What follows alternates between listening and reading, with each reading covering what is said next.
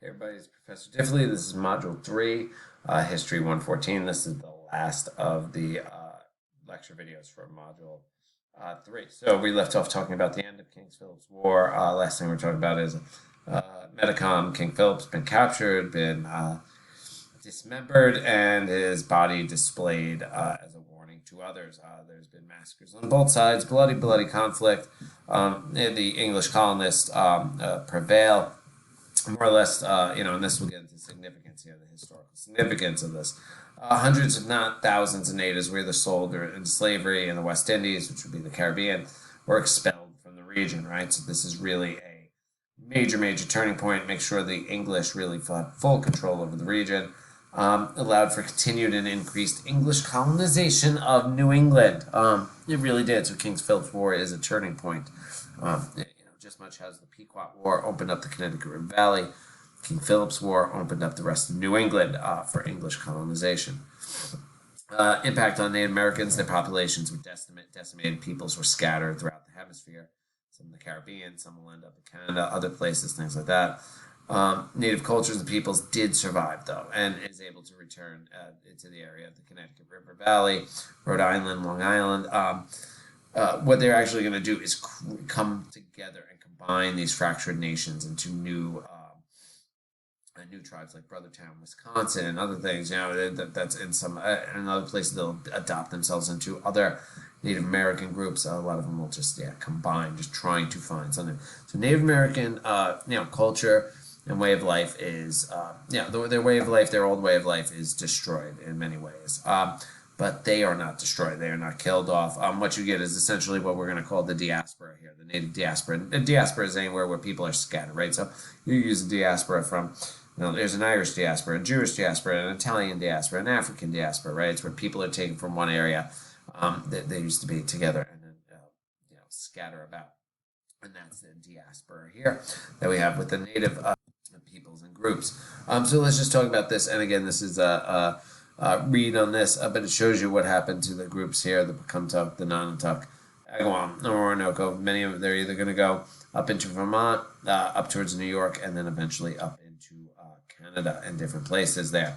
And so the Wendat and the Kanahakea, what is now New York and Canada, St. Lawrence River Valley, many do end up going up there. Native refugees from New England, from the 1600s, dropped from about, so New England had about 100,000 to, in the 1600s, to about 7,000, 100,000 to about 7,000 by the time of King Philip's War. So you can see the decimation on this. I think I forgot to mention this too, is when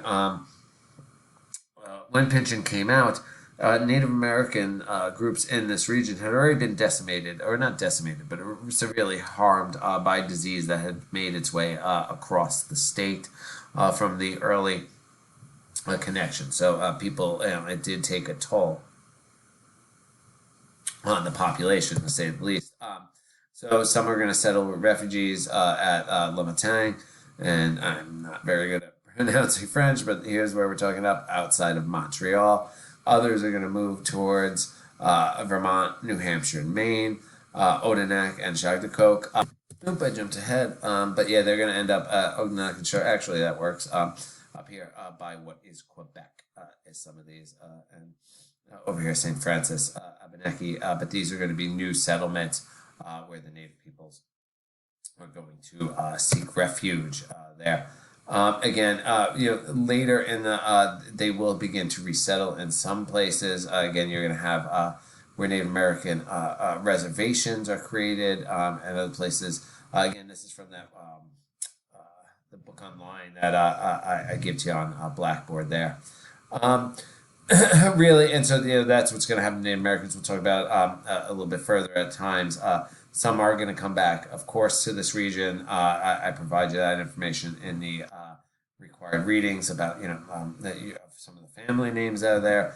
People will come back. The culture survives. The people are really displaced from their land, but, the descendants of some of these groups, the Agawam, the Orinoco, and others do live in the area. Again, there's not many of them, but they have survived. So they were not completely wiped out. Yes, their way of life was severely harmed, but it also speaks to staying power, people able to keep their traditions alive, right, and able to survive through all this. And again, by going and joining with other groups, seeking refuge up in France. Again, New France. Again, why they go to New France? It's part of the reputation the French have. The French, are also willing to take in the enemies of the English, right? And it's something that we didn't talk about because we're not doing a Deerfield, but there's a Deerfield raid.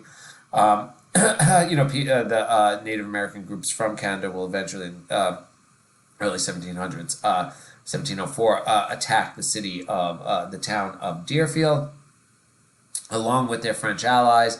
Again, because each side is fighting each other. There's a whole, more thing too. Some of the native groups want captives for their mourning wars, right? That some of their family members have been killed by the English, and now they're trying to take other captives. But that's a little bit outside of what we were doing here. But the other thing too is after all this, you have this crisis in the colonies. You have revolution in England. You had a civil war that was going on in England at the time that William Pynchon was found in the town. Then you get a glorious revolution. In short, this is really the end of the religious wars in England. Catholicism makes a comeback with King James. The glorious revolution brings in the Dutch ruler, William of Orange, and his wife Mary, who is English. They create the English Bill of Rights. Why does that sound familiar? Bill of Rights. It's not an accident where the U.S. got that term from later. Again, we are from the English tradition. Glorious Revolution in America. What's going to happen is this is really getting on the path towards revolution in many ways here. The Lords of Trade, technically the New England colonists could only trade to certain groups, had to follow certain rules, these navigation acts of what was allowed to be traded, what could be taxed. And so what you get is a lot of smuggling in New England and Massachusetts, smuggling to the West Indies and things like that. Massachusetts pretty much says that they don't have to pay these tags. They don't have to follow these. They don't have representation in Parliament. Which again, there's no taxation without representation. So you can see all the way back then where this is going towards. There. So the other thing is this. What eventually happens is there's revolution in England. What you're going to get is the Dominion of England. Eventually, Plymouth and Mass Bay are going to be melded there. This is also why Connecticut is called the Charter Oak. The King's representatives come to take the Connecticut Charter, colonial charter, which is again a business, corporate charter, a bit business, setting out their business.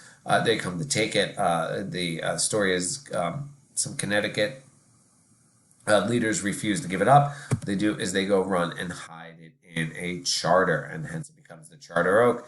And so that, once the dust settles from the Glorious Revolution, Connecticut can keep its laws, its founding, things like that. Again, you're going to see this new Massachusetts colony here. What you're going to get is lack of the power, a lessening of the power of the Puritans, and that is more towards the merchants. It's going to create a new super colony in many ways in Massachusetts.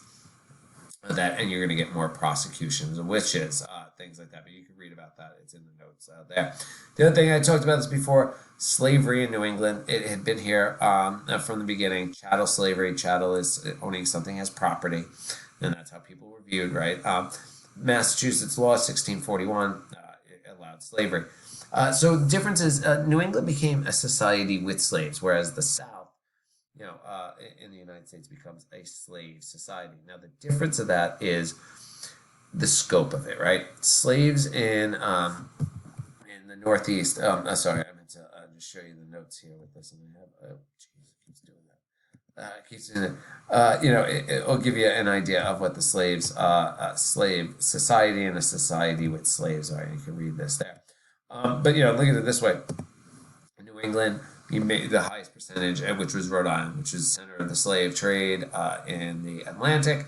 Had about 10%. That was the highest it got. In Springfield, it's never that high. It's a few percentage points. But down south, you're going to get, in some places, 40, 50% of the population is going to be slave. And so there you have all these laws, laws dividing white and black, slave and free, and that becomes a slave society, right? The whole society is built on slavery. that sort of thing. That doesn't happen in the North. It is a part of it, but it's a society with slaves. And here you can see this is a 1749 advertisement from for a slave who had run away from Deerfield, a man named Prince who had run away from his owners in Deerfield in September 1749. So again, slavery was here for a while. Again, why do you have limited slavery in the North and New England? Mostly about the lack of large-scale plantations, right? You do not have the economy up here that really relied on slaves. Now, New Englanders were part of the slave trade no matter what. I mean, eventually you're going to get the manufacturing of textiles in New England. Well, guess who's growing the textiles? The cotton? Slaves. They are also, New England is going to be the financial center of the transatlantic slave center. Think of Rhode Island, a place like that. They invested, some of the earliest insurance companies, and insured the slave ship cargoes, things like that. New England was a financier of it, even though it didn't have as many slaves as you're going to have in other parts. This was clearly a part of the business model. I mean, everybody was involved. People looked at it as investing, to invest in these insurance companies. The Anglican Church, there's a church in Springfield, off State Street. I think it's on State and Chestnut. Yeah, Chestnut by the towers. It's behind the library. That church there. It's an Anglican church. They actually used to own stock in the slave companies, and then everybody did was looked at it as investment. It doesn't make it right. It gives you an idea of how closely New England was tied to the slavery. Something that has been largely written out of a lot of the stories we've been told. Again, part of that myth making, right? The North was, didn't have slaves. The North is free, the South is slave. Yeah, it's not that simple. But nonetheless, and we'll get into this more a bit with the New England as financiers of this as we go forward. But yeah, so that is the end of Module 3. Lecture slides. If you have any questions, let me know. Again, thank you. And I know, again, reiterate, looks like there's a long list of videos, which there is. Not all of them are 15 minutes. The reason I break them up to make it look that way is that it's easier to watch these videos in 15-minute chunks instead of one long lecture. But again, remember, there's 10 videos here, averaging probably around 13 minutes. That is, not even, that's just over 2 days of a Monday, Wednesday, Friday lecture. So it'd be like a hybrid. It's not even, it's like a day in Tuesday, Thursday. So again, it looks like a lot because I'd rather have it broken up in, chunks so you can watch it as you go rather than having to scroll through and things like that. But all right, let me know if you have questions about any of this. I'm here. All right, folks, have a good one.